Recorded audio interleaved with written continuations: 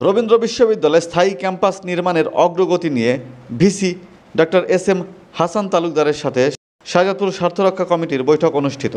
বৃহস্পতিবার 10 এপ্রিল বেলা 3টায় রবীন্দ্র বিশ্ববিদ্যালয় প্রশাসনিক ভবনে VC professor doctor S M. Hasan তালুকদারের সভাপতিত্বে এই বৈঠকে আরও উপস্থিত ছিলেন pro VC professor doctor Suman Kanti Barua, treasurer professor doctor Firoz Ahmed, doctor Nazrul Islam প্রমুখ।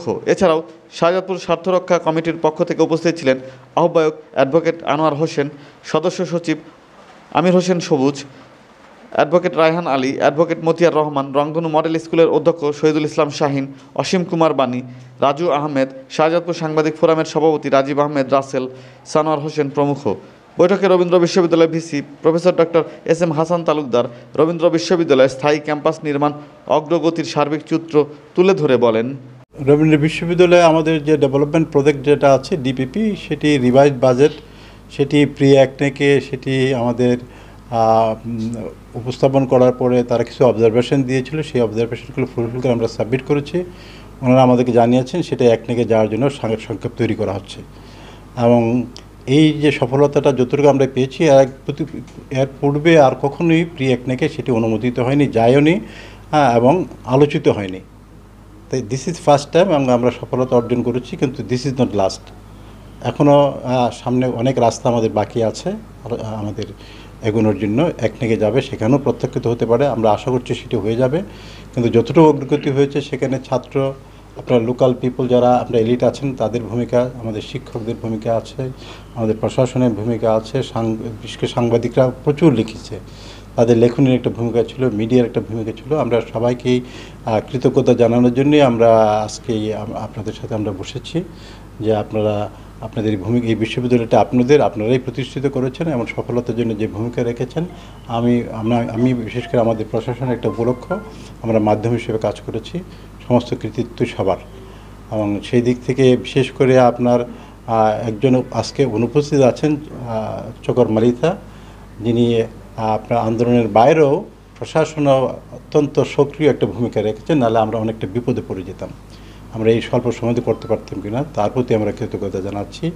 যদিও তার সাথে আমার কথা হচ্ছে, বলছে তারা আমার কথা কোথাও বলবেন না, কিন্তু আমি মনে করি এটা না বললেই তার প্রতি অসম্মান দেখানো হবে। আমি সেটি করেছি এখানে এটা। আর ভবিষ্যতে যদি কোনো প্রয়োজন পড়ে আপনাদের সহযোগিতা আবার চাইব, নিশ্চয়ই আপনারা আপনাদের প্রতিষ্ঠানের স্বার্থে আবার আসবেন, আমাকে সহযোগিতা করবেন।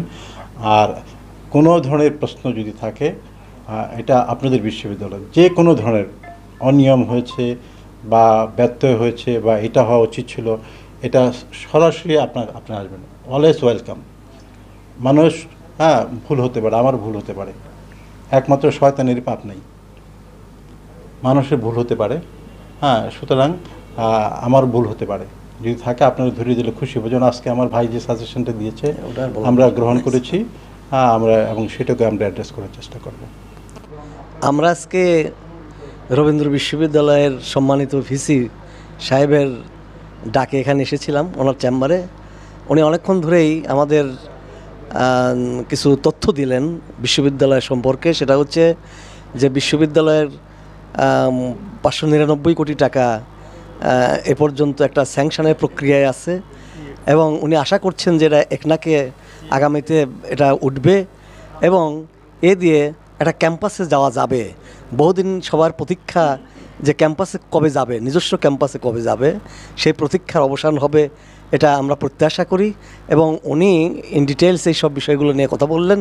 তো সেই কথাগুলো আমরা শুনে, আমরা যেহেতু বিভিন্ন আন্দোলন সংগ্রামের সাথে ছিলাম, সেহেতু উনি ওনার একটা বলতে গেলে অনেক বেশি একটা দায়বদ্ধতার জায়গা থেকেই উনি এই সমস্ত ইনফরমেশানগুলো আমাদের দিলেন।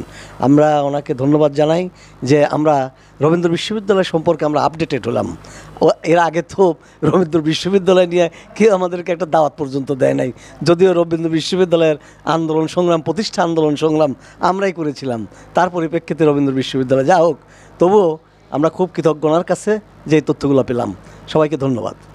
শাহজাদপুর স্বার্থরক্ষা কমিটি এটা হচ্ছে সার্বিক বিষয়েই শাহজাদপুরের যে কোনো ক্রাইসিসে আমরা সেখানে স্বেচ্ছাসেবকের ভূমিকা থেকে শুরু করি, অভিভাবক হিসেবে যে দায়িত্ব পালন করতে হয় আমরা সে দায়িত্বের ব্যাপারে কোনো রকম কৃপণতা নেই। 1991 সালে এই শাহজাদপুরে রবীন্দ্র জন্মজয়ন্তী উৎসব পালন হয়েছিলেন।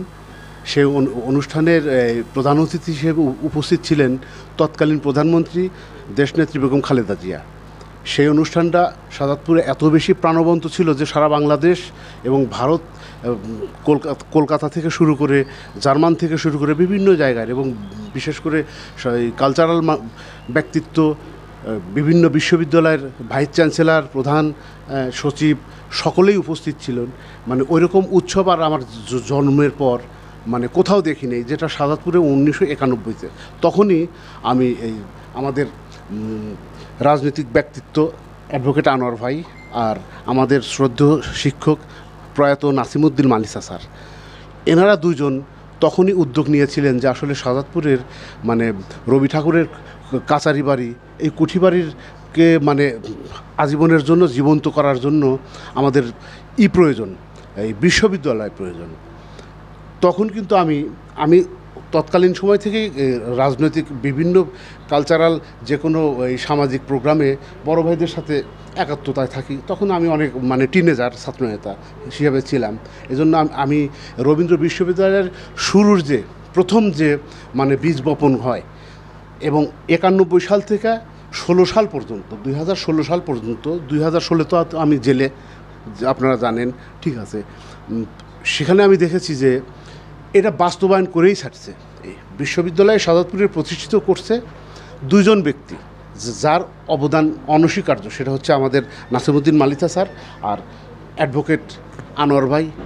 আমি স্টুডেন্টদের নিয়ে ঢাকাতেও মানববন্ধন করেছি, জাতীয় প্রেস ক্লাবে, সেখান থেকেও চকরমালিথার সাথে কথাবার্তা বলে প্ল্যানিং কমিশন এবং সচিবালয়ের বিভিন্ন জায়গাতে কিন্তু আমি মিটিং করেছি এটার জন্য, তদবিরের জন্য, যাতে আমাদের ছেলেদের প্রাণের দাবিটা প্রতিষ্ঠিত হয়।